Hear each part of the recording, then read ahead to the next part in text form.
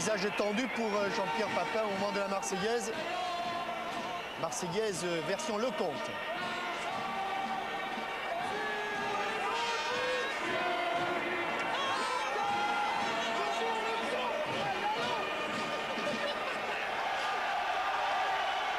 Et un match qui va débuter d'une manière assez tendue avec pas mal d'engagement et une mise en place des Français.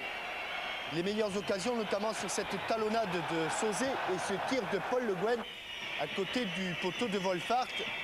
À nouveau un coup franc. Jocelyn Angloma dispute ce ballon. Didier Deschamps. Bonne frappe Didier, mais pas trop de problème pour Wolfhard. Aucun problème.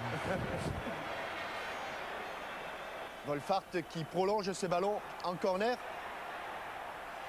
Didier, à ce moment-là, il y a des réactions. Et ici, Bernard Lama, le coup franc. Alors d'abord, on va voir vous placer votre mur. Et puis, il y a peut-être une petite hésitation sur le ralenti. Vous partez sur votre gauche. Hein.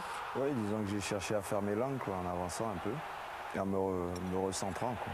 Une frappe fantastique donc, de Paul Ster qui a été la première grande occasion. Si même ici, Didier, vous avez failli exploiter un tir repoussé. Et puis l'équipe de France va plus ou moins s'installer dans le camp autrichien avec cette frappe de Franck Sauzet. Et juste au milieu de cette première période vont commencer quelques petits problèmes et pas mal d'accrochages. Didier ici avec Jocelyn Angloma, vous avez souvent occupé le flanc droit. Oui, mais je crois que bon, la répartition au milieu de terrain était avec Paul Le Guen dans l'axe, Vicente Lizarazu sur la gauche, Franck Sauzet dans une position un peu plus avancée, puis moi qui m'occupais un peu du couloir et surtout de la zone de Herzog avec Jocelyn Angloma. Là, aucune des deux équipes, bien sûr, n'a pris l'avantage et ça va un tout petit peu dégénérer. Il va y avoir un nombre incalculable de fautes. Je dirais que dans ce secteur-là, les Autrichiens avaient pris l'avantage en début de rencontre. Et puis, tout doucement, on va les rattraper avec une faute de Vicente Lizarazu. Ici, une faute de Gravelaine. Et puis là, des propos introvertis de Gérard Houllier. Accrochage entre Anton Polster et Alain Roche. C'était vraiment tendu, on le sentait aussi sur le banc, Gérard. Oui, on s'attendait à ça. On savait que les Autrichiens pensaient probablement qu'en engageant le combat physique, ils allaient nous faire reculer. Et nous, on s'attendait à cela. Et non seulement on s'attendait non seulement à ne pas reculer, mais surtout à s'engager au moins autant qu'eux. La seule chose, c'est qu'on a eu un petit peu d'énervement et on a eu 2-3 cartons stupides. Quoi. Et le dernier choc, eh bien, c'est à la suite de ce corner. Wolfhard est percuté par Alain Roche. Il va rester un moment étendu sur le sol.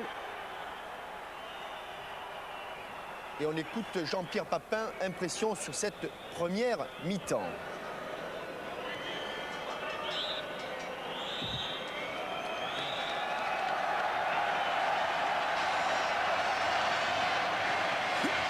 Seconde période. Avec un corner de Franck Sauzet. Gérard, vous aviez travaillé ce genre d'action, peut-être au premier poteau prolongé?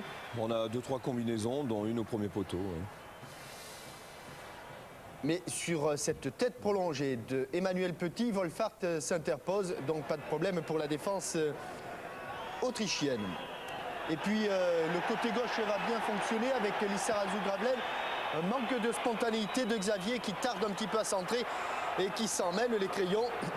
C'était l'occasion du centre en retrait, l'arme absolue, qui n'est pas venue. Une tentative de grand pont de Cuboer. Là, Bernard Lama, vous avez un petit peu hésité ou vous avez senti le coup? Non, j'ai hésité un peu au départ, mais dès que j'ai vu que le ballon était un peu long pour lui, j'y suis allé. Et puis, le tournant du match, un ballon de Peckel intercepté par Emmanuel Petit. Passe de Xavier Gravelaine. On lève les bras du côté autrichien. Tel le matador qui évite le taureau au ras des cornes. Jean-Pierre Papin évite les mains de Wolfhard. Regardez, c'est Schinkels qui va apparaître. Il a le bras levé à gauche, vous le voyez. Mais c'est lui qui avait mis Jean-Pierre Papin en jeu. Il le tente au tout dernier moment, son crochet extérieur.